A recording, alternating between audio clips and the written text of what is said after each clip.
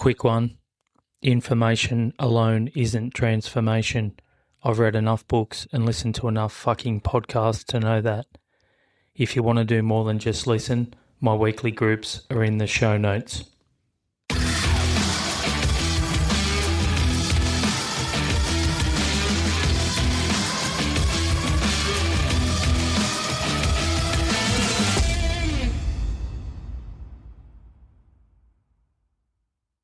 I'm Chad.Taylor, psychotherapist, author of It's You, Oh Fuck, It's Me.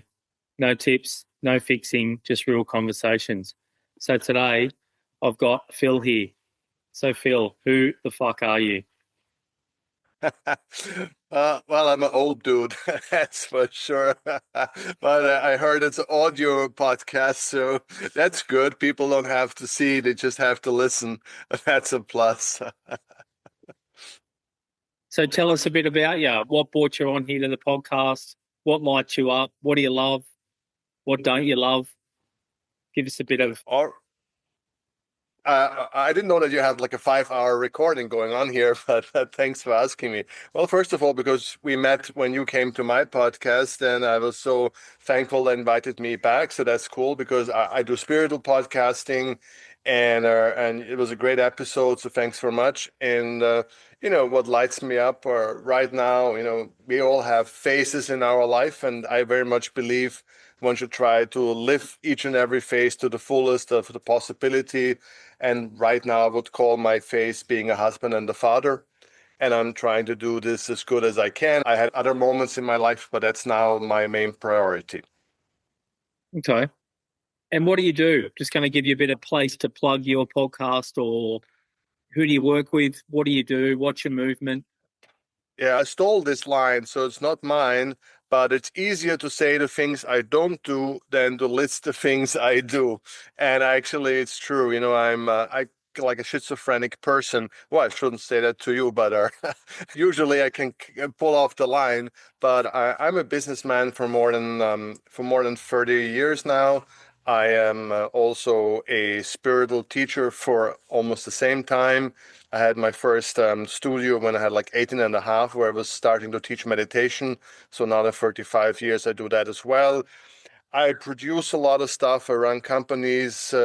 It's not unusual for me to start 2-3 new businesses a year. And I write books about spirituality. That's why I'm here today. And this is just scratching the surface. Okay. So there's a lot of things. A businessman and a spiritual teacher. Most people probably wonder how that even goes together. I'm also vinegar producer. I've been many things, and I opened many different businesses. I think my specialty is startup stuff. I come up with brand new ideas. I lift them up and then I sell them off. So it's very creative. So I don't think it's so far away from spirituality in a way, but I also studied traditional medicine. I have a degree in that, or I got a couple of other degrees and stuff. So, I did a lot of different things. I usually do different things at the same time, and that's how I feel the most relaxed. If I just do one thing at a time, I go a bit crazy. But if I do 3 things at any given day, I'm quite calm. I think most people listening to this podcast will probably think the same thing. And in today's world, we like to label it, right, that somebody's got ADHD, but I also think it's pretty normal for a lot of us to be doing multiple things. It's a bit like when I read a book. I don't just generally read a book start to finish. I read a book or a chapter, and then I'll go on to something else of the same theme. And I could have 3 audio books going and 4 normal books going at any given time.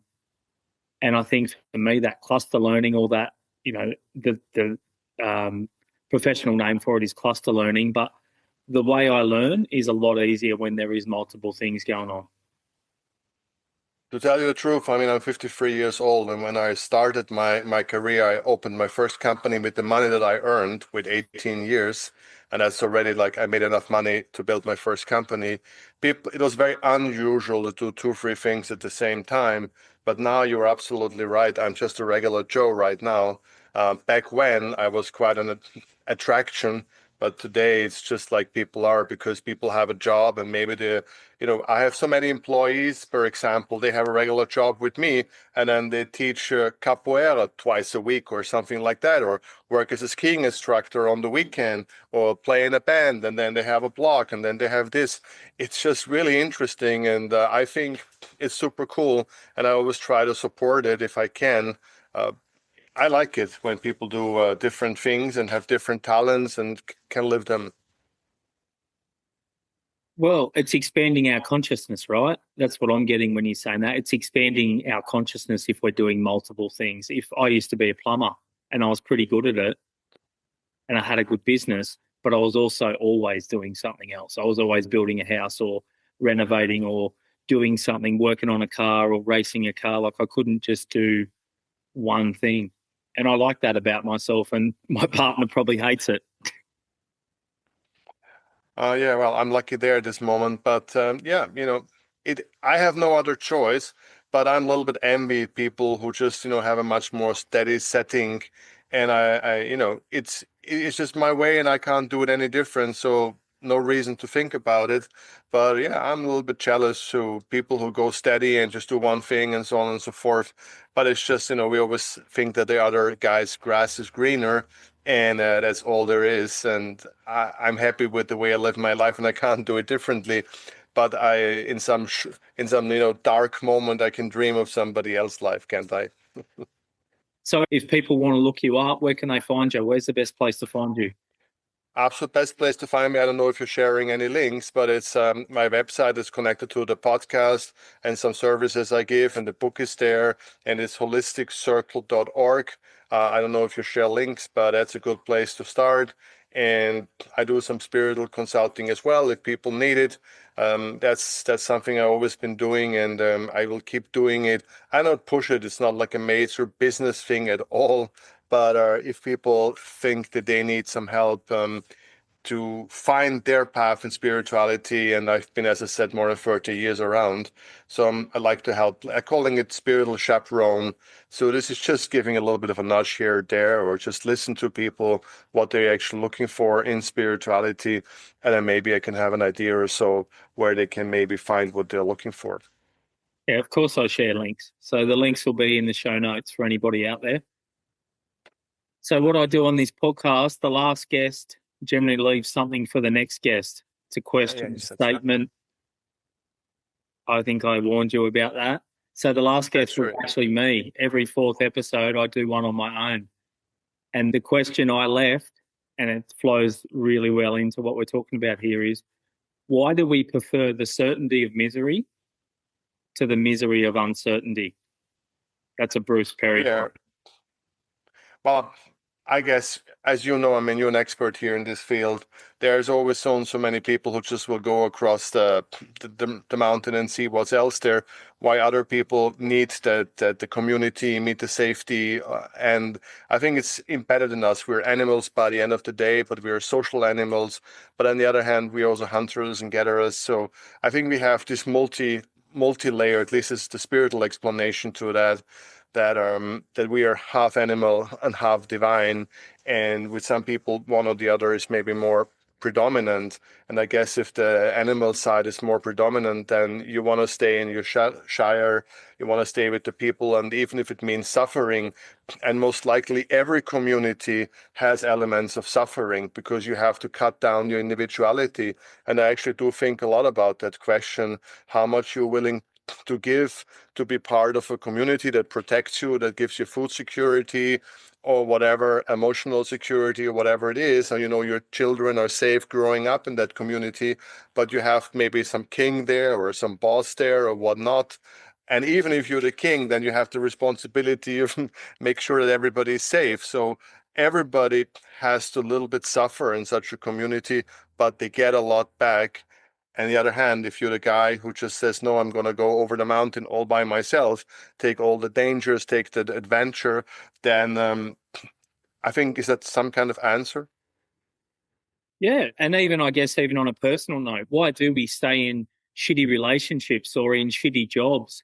And I know that isn't your story or my story, but the majority of people seem to stay it's almost like, and I've shared this a lot on this podcast, and I share it a lot with my clients. If we eavesdrop on the majority of conversations going on in the world out there, cafe, shopping centre, doesn't really matter where it is, most people are telling a story where they're the victim and somebody else is the villain. It's either their job, their partner, their mother, their sister. Why do we? What do you think the drive is to live in these conversations? There's a big one at the moment with obviously worldwide, right? With oil and Trump and Iran. And I don't get too philosophical on this podcast, but like it's, I heard someone say yesterday, because I'm coming over your way, my partner's family live in Switzerland and Spain. And in September again, we come over once a year or once every 2 years or 1.5 years. And someone said, "Oh, are you worried you won't make it?" Or, "I heard they're going to stop flying planes in the end of July. There'll be no jet fuel." And it's this, I don't watch the TV. I don't watch that shit. But I think the majority of people around me that I see, we love that stuff and we love the misery that it gives us. What do you think that's about? What do you reckon's going on for people there?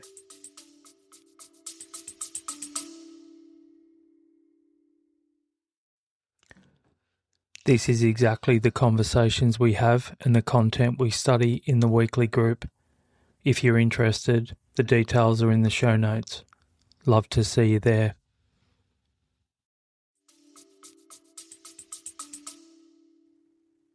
There are a couple of inappropriate things I would have to say on that. And, the fun thing is, let's talk about business because I know a little bit about something about that. And there are like tons and tons of books that are actually full libraries written about or to be a great manager, a great leader, and team leader. And there's a couple of ideas and schools, but ultimately, there's an idea what makes a good leader a good business leader. And fun fact is, I'm old enough for each and every do not case, I can name a business leader that I know very well or did consulting for, or I really know the person that is doing everything wrong and is super successful. And especially when in terms of personal leadership. I know very abusive, horrible bosses. I wouldn't work for that guy, not even 20 seconds. And he got good teams and loyal teams. And it always blows my mind as like, how can you work for this person? It's abusive. It's telling you horrible thing. It's shouting at you. Why on earth would you stay with this person? I don't get it. And the people love to work for this individual. And I'm like, I don't get it. But then sometimes it came to my mind because fun fact is, I also know do not that don't work out in the other way around. Like I know a really nice boss and he's a great guy and he makes a barbecue with his worker and he cares for his worker and he's actually such a great boss. I mean, seriously, and people keep quitting on him. And I'm like, how on earth is that possible? Here you is this guy who is like a horrible monster and people love working for him. And here's this nice guy and people just keep quitting. And in some moment in my life, in my darkest hour, I thought, just people like to hate their boss because they can go home and say, oh, he's such an ass or whatever. And then, people like to hate their boss. I mean, it's just one of my theories. Of course, nonsense in a way, and then in a way, maybe not. So it's really interesting that we have this element of suffering. We have this element in us. And it seems to bring happiness to a lot of people to suffer a little bit, even if I don't truly understand it. So I can't help you there, but you're the expert for the brain. I'm just observing realities. I'm the expert in my own life. That's about it. And openly say that to people. I am not the expert in their lives. And that's why I studied psychotherapy over psychology. We didn't do much about the brain at all in psychotherapy. We did more about the holistic nature of energy systems and a lot of Rudolf Steiner and a lot of Eckhart Tolle and a lot of Arnold Mindell process work. There wasn't much in the brain in what I did. And it really was that the process work model or process oriented psychology I studied under is really about allowing the person opposite me. I don't even like to use the word client, right? Because that there gives a level of the dominance of mine, which, truth be known, I'm a client. I see someone once a week myself, and then I'm part of a group. on a Wednesday night for an hour and a half that somebody else facilitates. So I'm not the expert I'm in is my life. And I think that's what I've written through the book, right? I don't give 5 tips to tell somebody how to change their lives. I don't say, sign up to my 10-week course. It's $10,000. And by the end of it, you're going to go off into the sunset and you're not going to have any problems. Because this is a lifelong journey. There's been times in my life where I have enjoyed suffering because it's exactly like that quote. It's felt more normal for me to suffer than it has not to suffer. Yeah. What you said then before about the bosses, it does lie into a bit, I think, of that attachment style and that attachment theory. And I'm sure you know a little bit about that with spirituality. But why does let's just use the stereotypical guy, why does the guy who cheats on his partners and he's arrogant, he never makes time for them, and why do women flock to that man? Yet the nice guy, we'll call it the stereotypical, why do nice guys come last? Why does the nice guy? Because I also think there's a level in this of how we see ourselves in the world. If I'm the nice guy and I'm doing everything to please my partner, for her, there's a level of that of, I think, an energetic level, not a conscious level, because there's a conscious level, what we think would be a conscious level. I'm mindful of how I say that. We would think that the person would love somebody that was the nice guy, that made time for them, that did all these things. But there's a bit of I suppose we'd call it an ick feeling that this guy's trying too hard. And then the person over here who, in a way, doesn't give a fuck. He's doing his life and he's making his way through life. And whether this is relationship, business, as a parent, doesn't really matter what it is. When you were talking about that story, for me, it would be, why is this boss trying so hard to be nice? Like, what is it? What is it about him that's trying to be so? And some people are just nice people, I get it. But the problem is sometimes the nicer we are, and Gabor Mate talks a lot about this, sometimes the nicer we are, the less of ourselves we put in the room. In other words, we become a chameleon to what's going on around us, so we feel loved at a deeper level. I don't want you to leave my business, so I'll look after you and cook your barbecue and I'll do this and I'll do that because I'm fearful that you leave. And then that energy we put in the world ends up becoming true. And not to imagine, a lot of people would imagine if a boss is very aggressive, is very pushy, they think he will ultimately be more successful. Also could be an element that people appreciate this aggression because they would imagine that he will, his business will grow and business be successful, because we value roofness a lot. And these days when we value billionaires and have posters of billionaires and all of that stuff, we just put everything under a commercial element. And I guess the other thing about relationship, it's a world phenomenon. I mean, everybody of us who has friends who are, the nice guys, they literally can't last. But then on the other hand, it's also do the search for the right people, because I've seen this very early on. Some people like to be the leader in a relationship and some people like to follow. And I've seen, actually, I know one super dominant, super successful woman that is makes tons of money, and she really got the boots on. And in the end, she married a mechanic who is just literally afraid to speak up.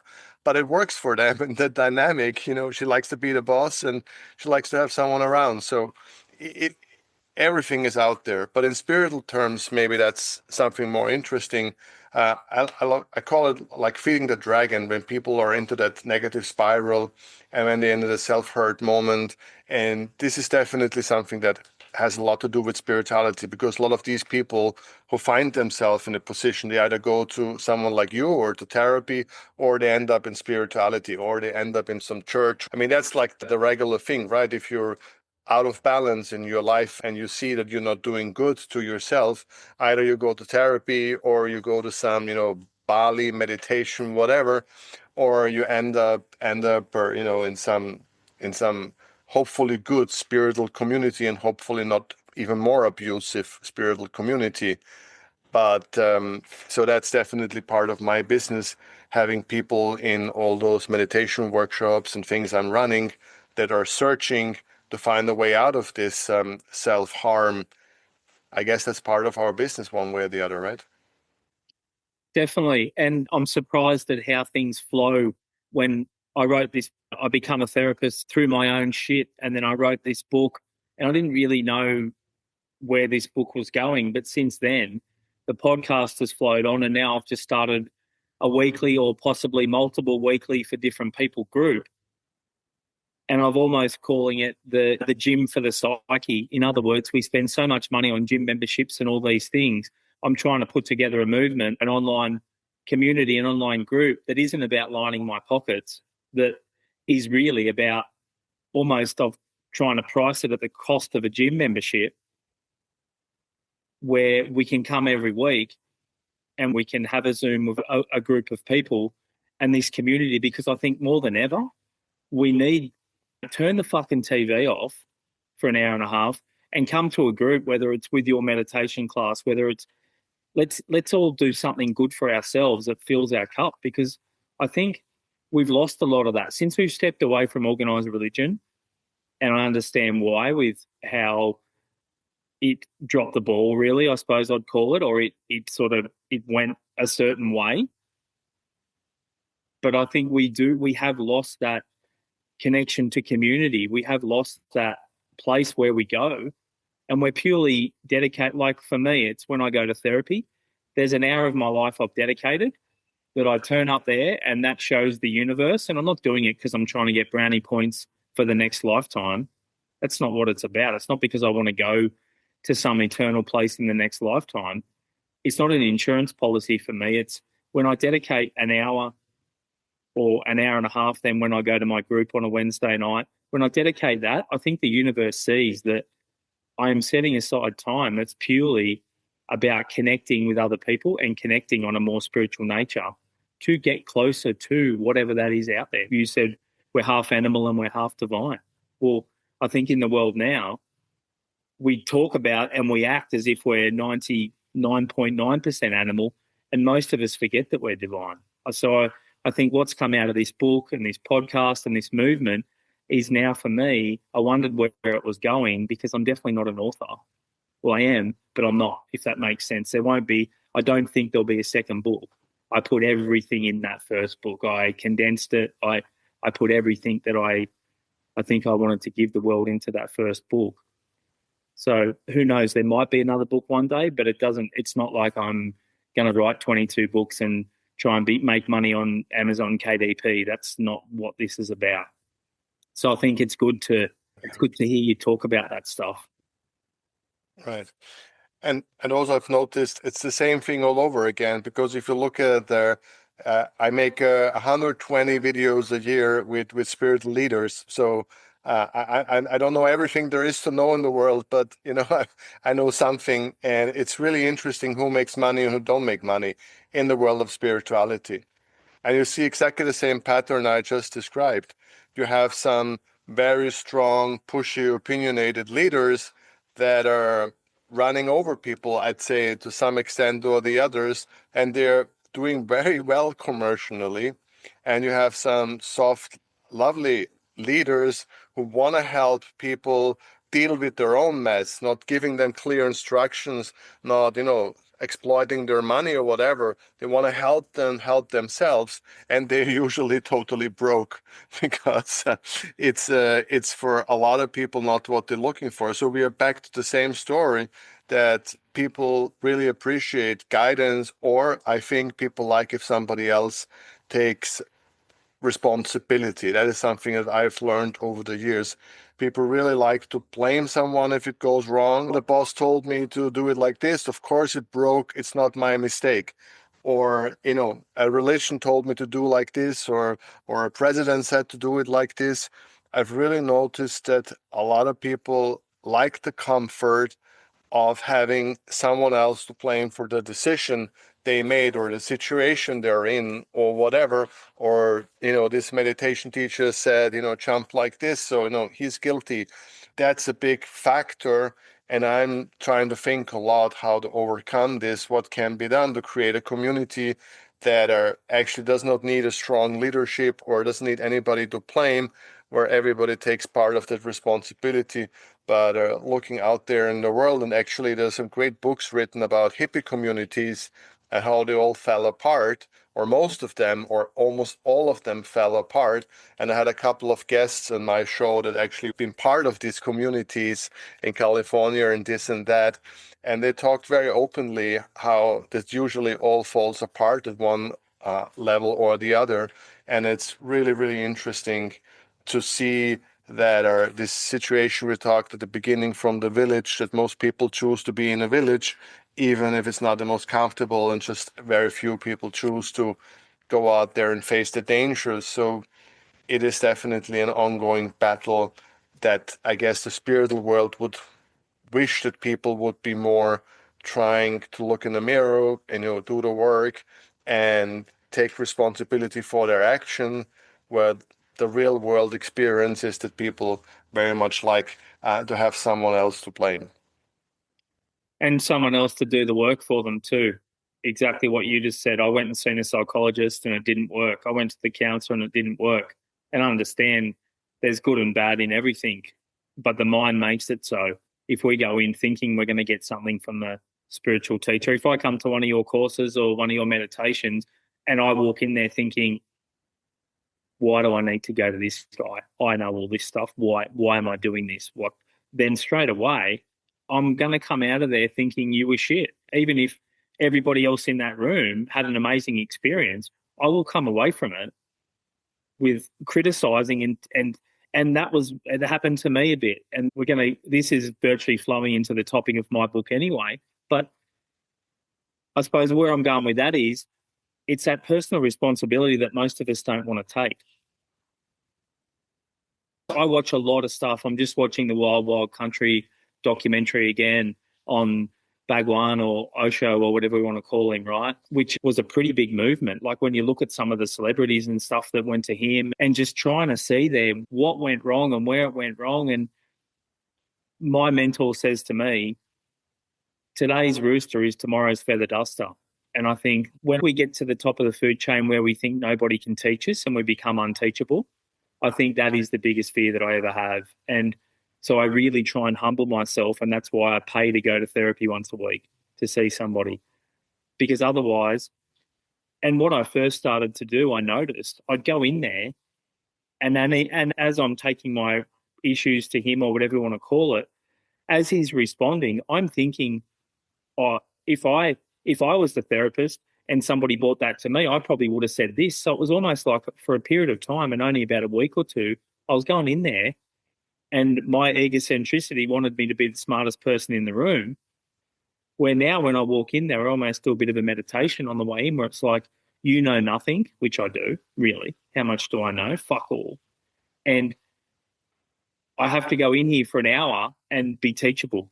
And I think that's one of the biggest things we have in the world. I know. Like I gave my book to a few close friends and family. And that was kind of, for the people that aren't ready, which is most of us, it was, oh yeah, I read it and didn't really teach me anything I didn't know about myself. I'm like, okay, well, when I read it, even though I wrote it, I think, fuck, I need to practice this more. Wow, I'm not doing that very well. So I think not all of us are ready to change. There's an interesting thing. Just 2-3 days ago, I had a podcast, and a very wise man who is 70 years old, so he's even longer. And he also started around 15, like me, with meditation. So he's got a couple of years seniority on me. And he always talks about, and when he has new students teaching meditation, and the students come to him and said, sorry, but I really don't learn anything. Nothing is going on. It's a complete waste of time. And he said, why don't you go and ask your wife? And then she says, like, he's changed so much. He's a different man. And this is definitely part of the story in a way, because this is always my major podcast question. I think I'm asking it almost every podcast.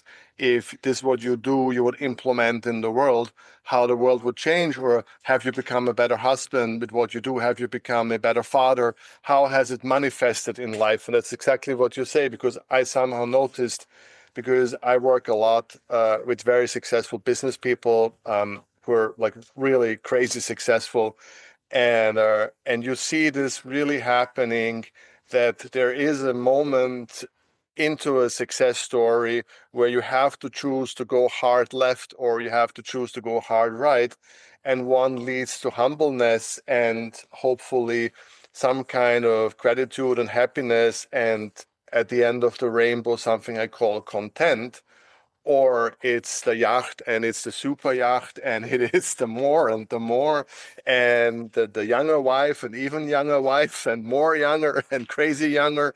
And you just, it's so predictable. And it's funny because when I work with these super successful people, I'm kind of like inside me for fun, make a little bet. Can I guess if this person gonna go left or right? And I usually get it wrong, just to tell you.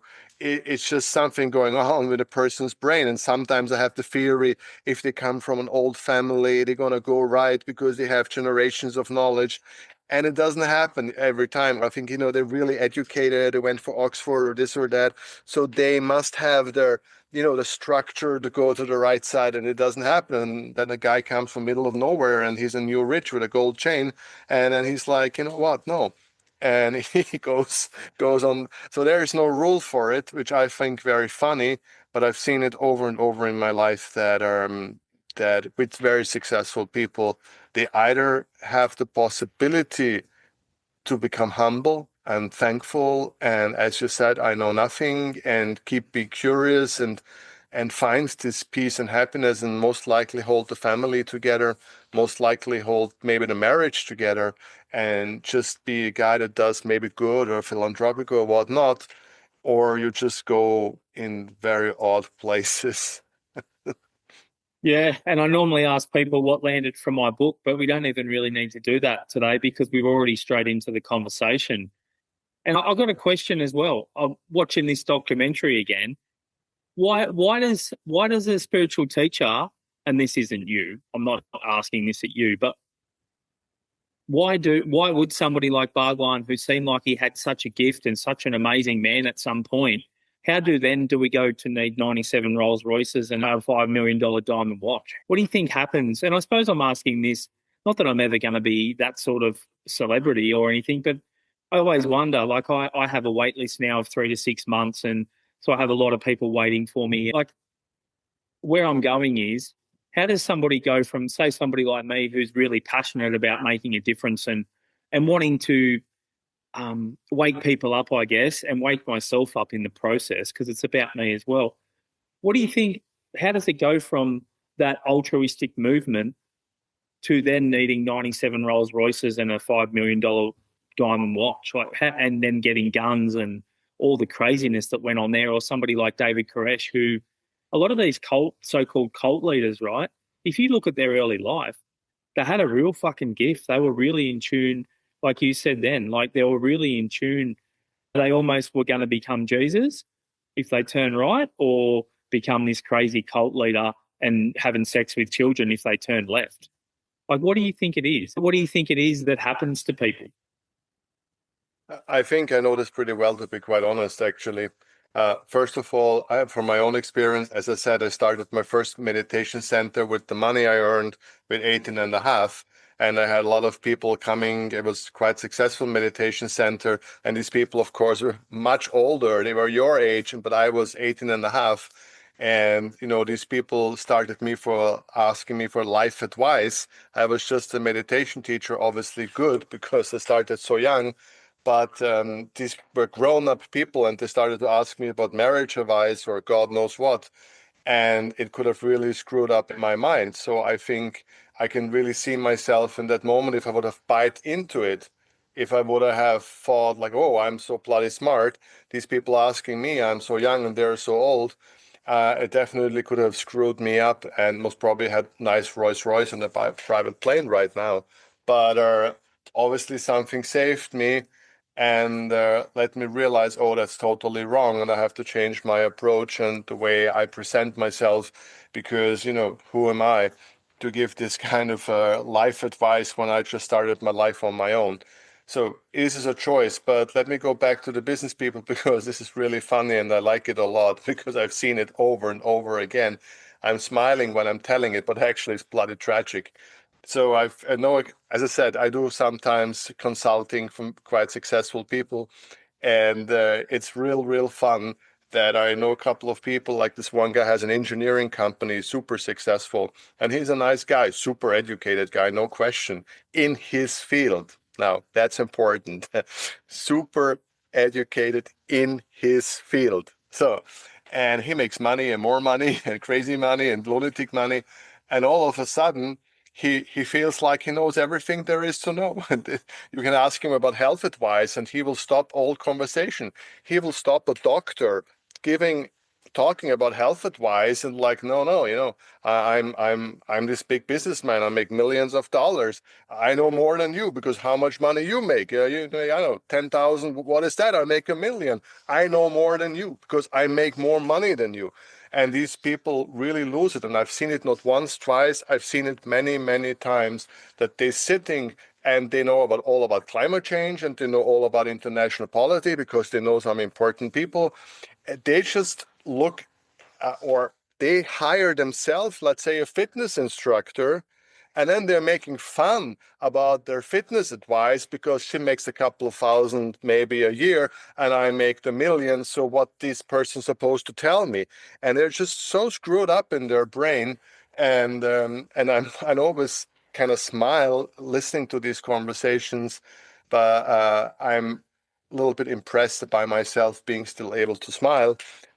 but in a way, it's totally insane. So I've seen it so many times, that I really can relate to the story that you about the Rolls Royce and all of it. When people worship you, when you start to bite into, when you basically like a drug dealer, you should never use the drugs.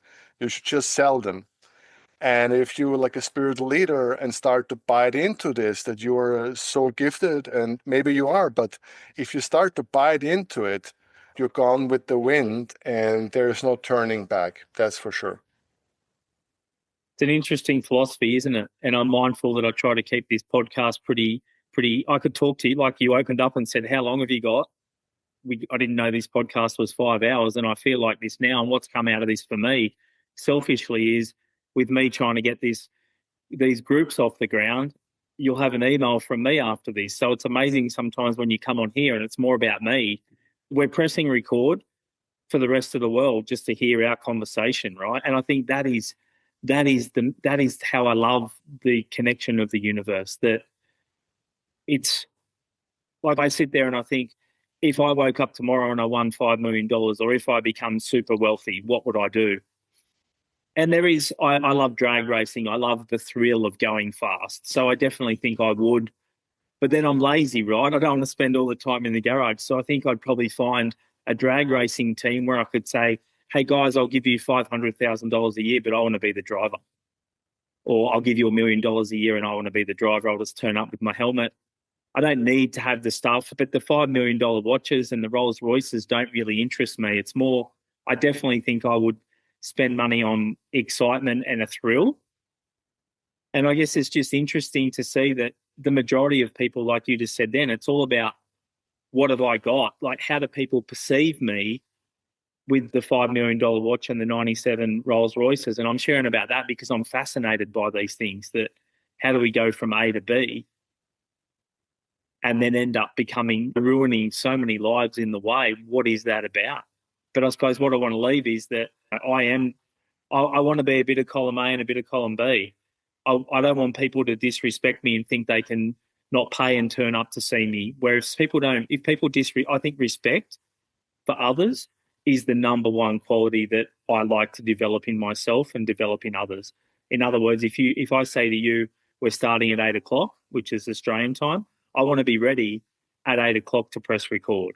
Or if I can't make it, as soon as I know I can't make it, I send you an email and I say, hey, Philip, sorry, I'm not going to be able to make it. Sorry to inconvenience you. Can we reschedule? But I think we've lost a lot of, and I notice this in the podcast world, where a lot of people just don't show up, right? So for me, a lot of the time with worldwide guests, it's odd hours. Like it's 11:30 the other night. I was meant to have one at night and just didn't turn up. No email, didn't respond to my messages. And then 2 days later, it was like, "I'm really sorry about the other night. Would you like to rebook?" And no, like, actually, sorry, didn't even say really sorry. Just said there was a mix-up the other night. Would you like to rebook?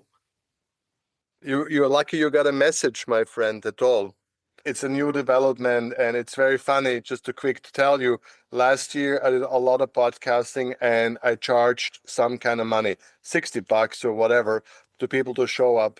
And it was great because the money went straight to a booking agency. I didn't see a penny, but they did the emails back and forward. It takes a lot of time. They took the $60, end of story. And almost everybody showed up. Uh, this year, I said, no, I don't need that agency. I do it for free the whole year.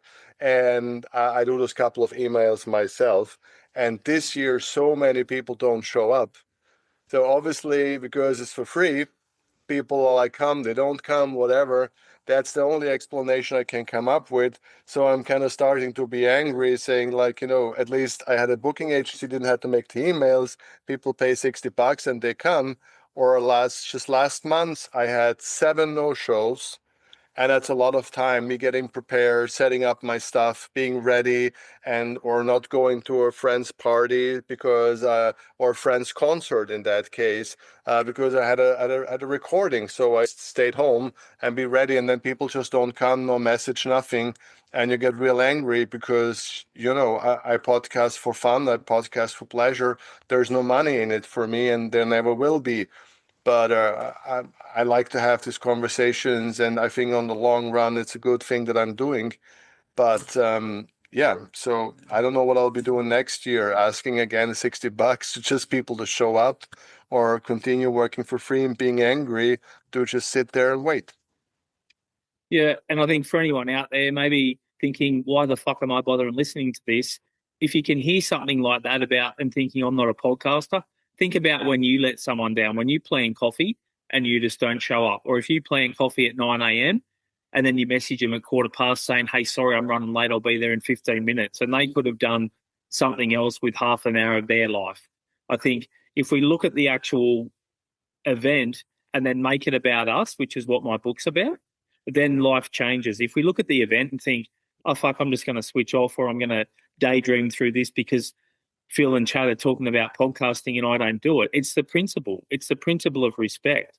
And yeah, so for me, I'm the same. If somebody books a session with me and they don't show up, they get a reminder that I pay for, cost me $350 a year to put their phone number in, and then they get a reminder 2 days before that the old, like the doctor's one that says you have an appointment with Chad Taylor on this time. Write yes or no, or reply Y or N. It's one letter, right? We don't even have to write the word. And if they can't be bothered to do that and then they just don't show, they get charged because it's respect. And I think that's what I want to leave.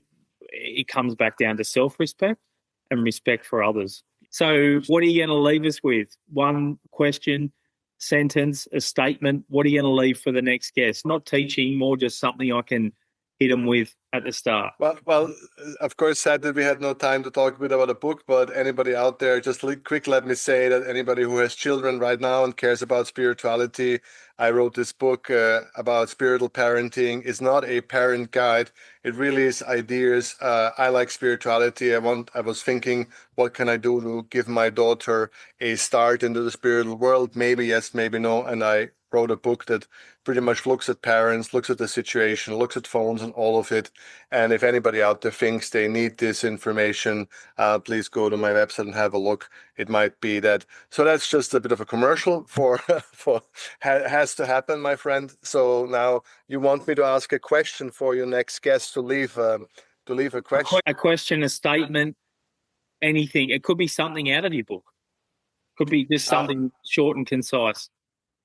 Absolutely. Well, out of my book, there's one sentence I repeat, I think like 6 or 7 times, but I don't think you can use it for your podcast. But it's just I like to say this over and over again, especially to young parents that are the smallest amount of light can erase a lot of darkness. That's always I say over and over again to just make people realize that even if they do a little good, it just goes a long way. So that's just but that's not for your podcast. That's perfect. A little bit of light can erase a lot of darkness. All right, we're going to leave it there. If you're enjoying these conversations, hit subscribe. Not because I need another fucking follower, but because it helps more people find the show.